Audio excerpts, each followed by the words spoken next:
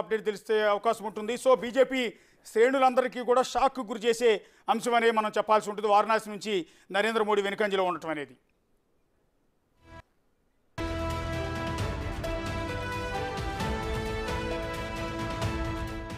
Yes, వారణాసిలో నరేంద్ర మోడీ వెనుకంజలో ఉండటం అనేది బీజేపీ శ్రేణుల్ని, ఎన్డీఏ శ్రేణుల్ని షాక్ గురి చేసే అంశం. కేవలం మొదటి రౌండ్కు మాత్రమే పరిమితం అవుతుందా, మిగిలిన రౌండ్లో కూడా కంటిన్యూ అవుతుందా, లేకపోతే రెండో రౌండ్కి వచ్చేటప్పటికి మోడీ పుంజుకుంటారనేది ఒకసారి చూడాల్సి ఉంటుంది. ఒకసారి మా కొలీగ్ ఢిల్లీ నుంచి శివ ఫోన్ లైన్ అందుబాటులో ఉన్నారు. శివ,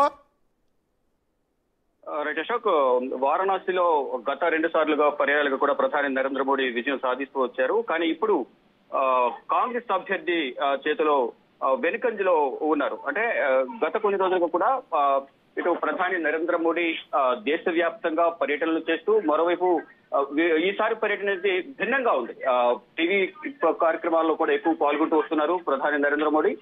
అయితే ఇతర అభ్యర్థుల కోసం తాను ప్రచారం చేసినప్పటికీ కూడా తన సొంత నియోజకవర్గంలో మాత్రం వెనుకంజలో ఉండడం కొంచెం బీజేపీ శ్రేణుల్లో ఆందోళన కలిగిస్తోంది. మనం ఒకసారి చూస్తే కనుక ఈ బీజేపీకి సంబంధించి ప్రధాని నరేంద్ర మోడీ మీద కాంగ్రెస్ అభ్యర్థి అజయ్ రాయ్ 11,480 ఓట్లు, అంటే ట్రైల్లో అంటే ఎక్స్ట్రా 6,223 ఓట్ల ఆధిక్యంలో ఉన్నారు. ప్రధాని నరేంద్ర మోడీ 5,257 ఓట్లలో తాను వెనుకంజలో ఉన్నారు.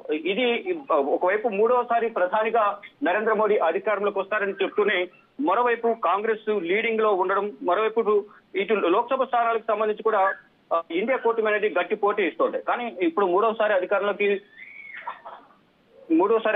వస్తుందని చెప్తూ ఉన్నారు. కానీ ప్రధాని నరేంద్ర మోడీ వెనుకంజలో ఉండడం అనేది కొంచెం ఒకంత ఆందోళన కలిగించే అంశంగానే మనం పరిగణనలోకి తీసుకోవాలి. చూడాలి మరి ఫర్దర్ గా రౌండ్ కి కూడా ఈ ఫలితాలన్నీ మారుతూ ఉంటాయి. కాబట్టి ఇది కేవలం ప్రస్తుతం ఉన్న రౌండ్ కి మాత్రమే ఈ ఫలితం అనేది వాళ్ళు చెప్తూ ఉన్నారు.